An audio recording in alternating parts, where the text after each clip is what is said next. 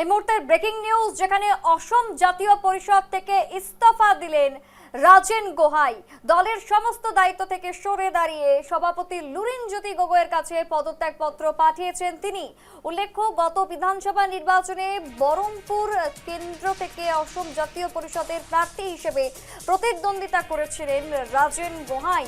সেখানে বিজেপি প্রার্থী জিতু গোস্বামীর কাছে বিপুল ভোটে পরাজিত হন তিনি। এরপর দলের সমস্ত দায়িত্ব থেকে অব্যাহতি চেয়ে সভাপতির কাছে পদত্যাগপত্র পাঠান রাজেন গোহাই। আবারও জানিয়ে রাখছি, এই মুহূর্তে সব থেকে বড় খবর, অসম জাতীয় পরিষদ থেকে ইস্তফা দিলেন রাজেন গোহাই। জানবো আরো বিস্তারিত। টেলিফোন লাইনে রয়েছে আমাদের প্রতিনিধি তন্ময়। তন্ময়, ঠিক কি জানা যাচ্ছে এখনো পর্যন্ত, একেবারে ইস্তফা এবং ঠিক কতটা চর্চা এখন রাজনৈতিক মহলে? দেখো, এছাড়া কিছুক্ষণ আগেই রাজেন গোহাই যিনি এজেপিতে অর্থাৎ অসম জাতীয় পরিষদে তিনি যোগদান করেছিলেন নির্বাচনের আগে।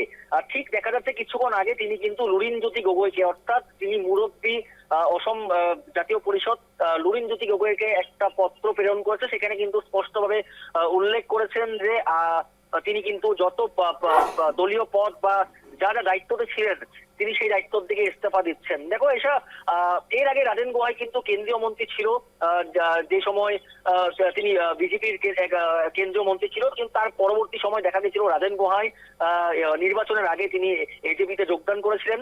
এজেপির হয়ে তিনি প্রার্থিত্ব ওনাকে প্রদান করা হয়েছিল, কিন্তু অবশেষে রাজেন গোহাই কি কারণে ইস্তফা দিলেন বা রেজিগনেশন দিলেন সেটা কিন্তু এখনো তিনি স্পষ্ট করে উল্লেখ করেননি। কিন্তু শুধুমাত্র একটাই কথা বলেছে, সেখানে পত্রতে লেখা আছে যে আজ থেকে তিনি দলীয় যে পদে আছেন বা যা যা দায়িত্বতে ছিলেন সব দায়িত্ব থেকে তিনি আজ নিজেকে মুক্ত করলেন, অর্থাৎ ইস্তফা দিলেন।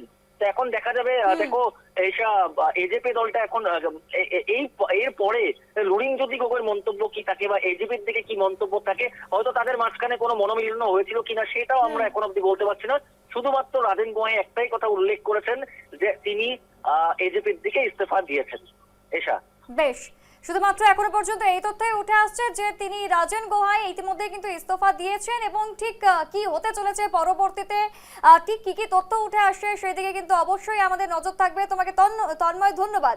এবং এই খবর কার্যত একেবারে কিন্তু এখন নাড়িয়ে দিচ্ছে অসমের রাজনীতিকে, কেননা অসম জাতীয় পরিষদ থেকে ইস্তফা দিলেন রাজেন গোহাই। দলের সমস্ত দায়িত্ব থেকে সরে দাঁড়িয়ে কার্যত সভাপতি লুরিনজ্যোতি গগৈয়ের কাছে পদত্যাগপত্র পাঠিয়েছেন তিনি, এমনটাই কিন্তু খবর উঠে আসছে।